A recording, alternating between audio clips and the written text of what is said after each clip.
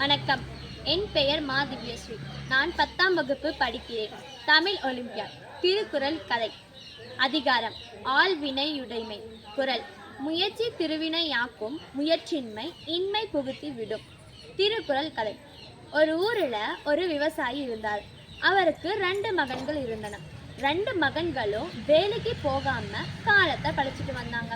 வயசான விவசாயி சாகுறம்போது, என் நிலத்தை சரிபாதியா பிரித்து கொடுக்குறேன், அதில் புதல் இருக்கணும் சொன்னார். 2 மகன்களும் அவங்க நிலத்தை தோண்டினாங்க. அதில் புதையல் கிடைக்கல. முதல் மகன் அப்பா சும்மா சொன்னாரு, அந்த நிலத்தை விற்று அதில் வர காசுல வாழ்ந்துக்கலாம்னு நினைச்சான். சிறியவன் தோண்டினதை தோண்டிட்டோம், இன்னும் முயற்சி பண்ணி விவசாயம் செஞ்சா அதில் பயிராச்சு வரும் அப்படின்னு நினச்சி விவசாயம் செய்கிறான். அதுலேயும் நல்ல விளைச்சலும் கிடைக்கிறது.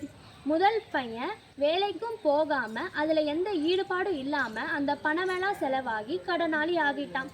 சிறியவன் முயற்சி பண்ணி விளைச்சல் கொடுத்து அதில் பணம் வந்து சேர்ந்தது. முயற்சி பண்ணவனுக்கு செல்வமும் முயற்சி பண்ணாதவனுக்கு கடனும் வந்து சேர்ந்தது. அதை தான் அவங்க அப்பா சொன்ன அந்த புதையல் நாம் அந்த நிலத்துல போடுற முயற்சினால் வர வருமானம் தான் அப்படின்னு புரிஞ்சுக்கிட்டாங்க. இதை தான் திருவள்ளுவர் முயற்சி திருவினையாக்கும், முயற்சியின்மை இன்மை புகுத்தி விடும்னு சொன்னார். நன்றி.